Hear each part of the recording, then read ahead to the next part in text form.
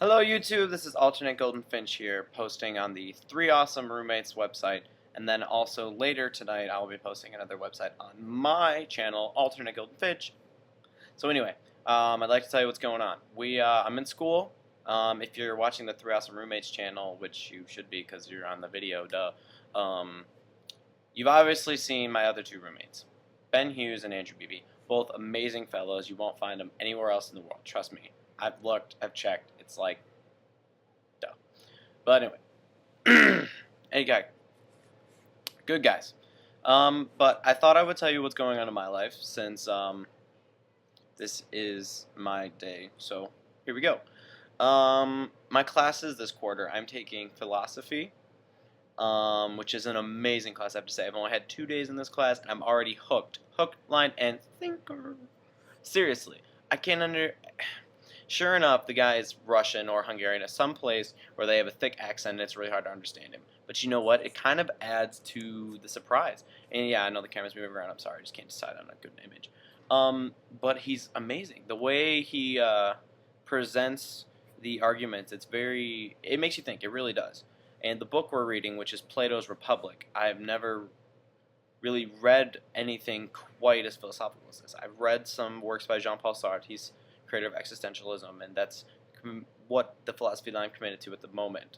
And I really can't see me moving from that. But right now we're analyzing the Socratic method, which was developed by Socrates in Greek times. And just in what I've read so far, he's already disproved 3 people, and now he is explaining what the perfect utopian society would be, or his Kalapolis, as he would put it.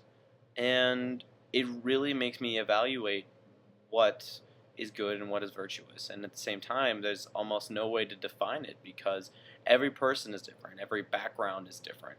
And so how can there be one underlying foundation of goodness? But then there has to be, because most people all agree on few things that are all rolled together in goodness and virtue. So it's like analyzing an atom, we know quarks are there, we can't see them. It's a theory, but at the same time, it's like they have to be there. It explains things. But then again, who knows, maybe we could be wrong, maybe they're not. Doesn't matter. I mean, are we really here? Are we really there? Is time more or less just a link of events that our brains put in order for us so that we can understand them? And then if that's possible, then our brains are even more intelligent than we think, and maybe just because we use 10% at a time doesn't mean the other 90% is snoozing. It might just mean the other 90% is inputting all the daily attributes that we use during that day and cycling them in order so we can remember them. But who knows? I'm not a neurologist. I don't understand the brain that much, and I can tell you right now from this philosophy class that I'm going to be researching a lot of different things, just so I can understand, because as he put it, how can you understand something if you do not know it inside out? How can you analyze? How can you break it down? You understand? That's him. Don't ask me how to say his name because I don't know. It starts with the K and it ends in Jove. So, K-Jove. T-Dog. Whatever. Anyway. I've been also in the class, I've been writing little things down because as we're discussing, the class keeps getting more and more and more open to discussion. And, eventually it's almost like lights flickering on at Christmas. First 1 goes, and then 2 go, then 4 go, and then finally the whole tree's lit, except for a couple other ones, but they'll get there. And so I've been writing pretty much at the end of the day, and I thought I'd share with you one of my writings. So here we go. We have, class ended with an understanding of intense argument between the principles of normal pessimistic thought and higher understanding. Whether or not each person shall believe his previous statement, all have thus been confronted and hopefully questioned the morality a bit more than their previous interjections. I know that in these 2 days of class, I have learned that indeed we, as a group, are indeed close to the forum of guests that Socrates had in his company.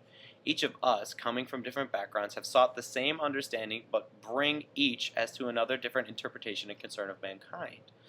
Even I, having seemed fine with purely putting life in chance and choice, seeing that maybe there is more explanation for my theory than the ones I have now.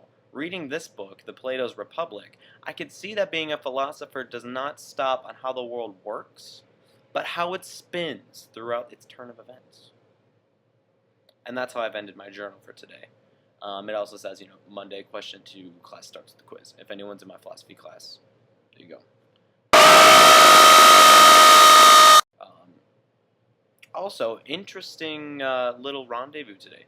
New girl in class. I arrived a little late, but my desk was open, which means that at least the people in the class are used to regularity, which is nice. It's a nice background to have. I'm not a big fan of doing the same thing over and over again, but I can understand why people would want to do that. So my seat that I used was empty. New girl, come in. Talk to you guys in a minute. Anyway, sorry about that. Okay, so what basically is going on is that besides philosophy, I also have drawing 2 with a guy by the name of Patrick McKinnon. He's a really good teacher, really good teacher. Oh, wait, shit, I was telling the story. Okay, anyway, telling the story about a new girl in class. So, sitting next to this new girl, and in the middle of the class, I got my laptop, and I'm checking out my email because we had 20 minutes of a break, when got coffee, still had like 10 minutes. So I thought I'd check my email. Check my email, and there's a message there from a girl named Annalie. Yeah, Annalie. And basically what happened is, I looked at the girl next to me, and I'm like, The message said, "Hi, I missed the first day of class because I was transferring. So, is there anything that I should know about class?" And I didn't check my mail yesterday, so I just got it today. Now, I put 2 and together, and I was like, oh, okay, well then this Annalie girl must be the girl next to me. But I wanted to make sure. So, so I started my deductive reasoning that I learned using the Socratic method. So, looked over to her. She has blue striped hair, which is really cool, I have to say. If she watches this video, I want her to know that she's cute and adorable, and she's really cool looking. So, anyway, that's probably going to get me trouble later. But what I wanted to say was that I needed a way of knowing if it was really her so that I could start conversation or something but not seem like a total creeper, even though I kind of already passed that bounds. But anyway, so I searched Annalie, and I won't say her last name to protect her. I searched her on Facebook, found her, sure enough, goes to SCAD 10, there was a girl. Looked her up, looked at the picture didn't look anything like anyone in my class. It was actually a rather provocative picture. So then I was like, well, okay, well, she goes to SCAD, so I'll add her as a friend anyway. And when you add someone as a friend, you can look at their page. You can look at their page once before they accept. Or, well, you know what? No, scratch that. I'm sorry, I'm confusing it. If they send you a message, you can look at their page for 30 days. But she didn't send me a message. I guess her profile's just not on private. Yeah, like I said, her name's Amelie. Yeah, Amelie. So, basically what ended up happening is I looked at the pictures, and then I looked through the pictures that are of her from like other people posting them, so they're public anyway. Looked through those, and sure enough, it was her, blue hair. So then I messaged her and was like, hey, not to be totally creepy, but I'm sitting right next to you.